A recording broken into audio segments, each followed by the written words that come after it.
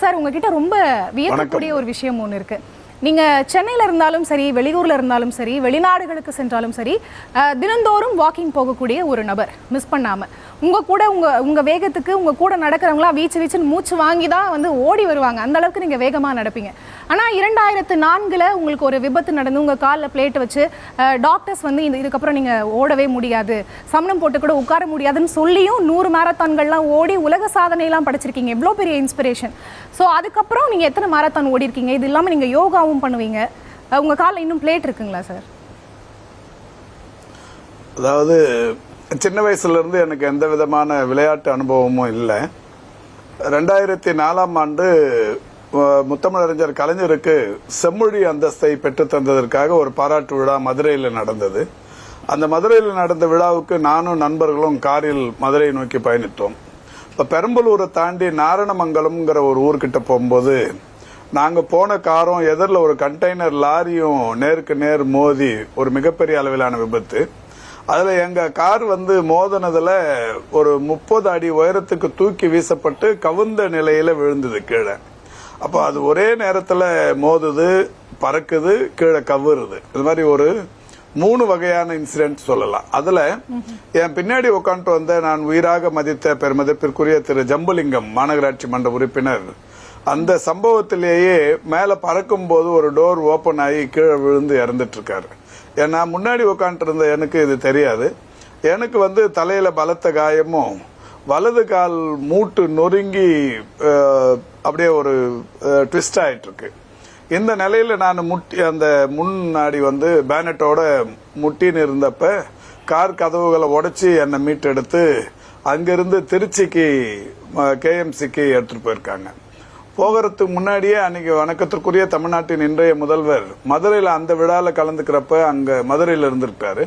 அப்ப அவர் கையில தகவல் சொன்ன உடனே அவர் மரியாதைக்குரிய அண்ணன் நேரு அவர்களிடத்தில் சொல்லி திருச்சி KMCல என்னை உடனடியாக அட்மிட் பண்றதுக்கு ஏற்பாடு பண்ணாங்க. அது மாதிரி அட்மிட் பண்ணதுக்கு அப்புறம் அங்கே ஒரு 10-15 நாள் தொடர்ச்சியாக ட்ரீட்மெண்ட் எடுத்தோம். என்னுடைய வலது கால் மூட்டு ஒரு 6-7 துண்டுகளாக நொறுங்கினதால ஒரு பெரிய அளவிலான அறுவை சிகிச்சை செய்து கம்பி எல்லாம் போட்டு இணைச்சாங்க. அந்த பட்டேலா அதெல்லாம் நெத்தியில வந்து தலையிலையும் பெரிய பலத்த காயம். அப்ப மருத்துவர்கள் சொன்னது நீங்க இனிமே லைஃப் லாங் ஓட முடியாது, சரையில சம்மணம் போட்டு உட்கார முடியாது அப்படின்லாம் சொன்னாங்க. அதுக்கப்புறம் வந்து சென்னைக்கு திருச்சியிலிருந்து ராக்போர்ட் எக்ஸ்பிரஸ்ல அந்த ஆம்புலன்ஸ்லயே பிளாட்ஃபார்ம் கிட்ட வந்து ஒரு ஸ்ட்ரக்சர்ல வண்டியிலேயே ட்ரெயின்ல ஏற்றி என்னை சென்னைக்கு அனுப்புனாங்க. சென்னையிலிருந்து எழும்பூர் ரயில்வே நிலையத்துக்கு நம்ம மியாட் மருத்துவமனையிலிருந்து வேன் வந்து அவங்க அங்கிருந்து பிக்கப் பண்ணின்னு வந்தாங்க. அந்த மாதிரி தொடர்ச்சியா ஒரு 6 மாச காலம் கையில ஸ்டிக்கு வச்சுக்கின்னு அந்த நடந்து இது பண்ணேன். அதுக்கப்புறமா தான் அந்த நல்லா நடக்கிறதுக்கான பயிற்சியை ஒரு 2-3 வருஷம், அதுக்கப்புறம் திரும்ப ஓடுறதுக்கான முயற்சியை எடுத்தேன். 2014 பிப்ரவரியில நண்பர்கள்லாம் சேர்ந்து நான் தான் சொன்னேன், ஆரோவில் பாண்டிச்சேரியில ஒரு மாரத்தான் நடத்துறாங்க, அதுல போய் கலந்துக்கலாமேன்னு சொன்னேன். அது வரைக்கும் டெய்லி இங்க ஒரு 6-7 கிலோமீட்டர் ஓடுவோம் MRCல. அப்ப சரி அங்க போய் எல்லாருமே 21 ஓடுறதுன்னு முடிவு பண்ணோம். எல்லாரும் சொன்னாங்க எடுத்த உடனே 21 இல்ல முயற்சி பண்ணுவோம்னு ஓடணும். ஒரு 20-30 நண்பர்கள் போனதுல எல்லாருமே 3 மணி நேரம் 3.25 மணி நேரம் 21 கிலோமீட்டர் ஓடினாங்க. நான் 2 மணி நேரம் 34 நிமிஷத்துல முடிச்சேன். அப்ப எனக்குள்ள ஒரு நம்பிக்கை வந்தது நம்மளால முடியுதுன்னு. அதுக்கு அடுத்து தொடர்ச்சியா மும்பைல ஏரேன்னு சொல்லி ஒரு இடம், மில்க் டைரி, இது அந்த இடத்துல போய் ஒரு மாரத்தான் ஓடணும். 3வது மாரத்தான் சிட்னில போய் ஓடணும், ஆஸ்திரேலியால. இந்த மாதிரி தொடர்ச்சியா ஒரு 2 வருஷம் மாரத்தான் எங்கெல்லாம் நடக்குதோ தேடி தேடி போய் ஓடி 2 வருஷத்துல 25 மாரத்தான் முடிச்சேன். அப்போ அது வந்து ஒரு 50 வயதை தாண்டிய நீரிழிவு நோயாளியா இருக்கிற ஒருத்தர் வலது கால் மூட்டு நொறுங்கிய நிலையில் 2 வருடங்களில் 50 மாரத்தான் முடிச்சதுங்கிறது இந்திய அளவிலான சாதனையா மாறி இந்தியா புக் ஆஃப் ரெக்கார்ட்ஸ்ல இடம் பிடிச்சிச்சு. அதுக்கப்புறம் 3 வருஷத்துல 50 ஓடி முடிச்சேன், ஏசியா புக் ஆஃப் ரெக்கார்ட்ஸ்ல இடம் கிடைச்சிச்சு. 4 வருஷத்துல 75 ஓடனேன், இன்டர்நேஷனல் வேர்ல்ட் ரெக்கார்ட் யூனியன்ல உலக சாதனை புத்தகத்தில் இடம் கிடைத்தது. 5 வருஷத்துல 100 ஓடனேன். 100 ஓடி முடிச்ச உடனே அப்ப என்ன ஆயிடுச்சுன்னா அது ஹானரரி டாக்டரேட் கிடைச்சிச்சு.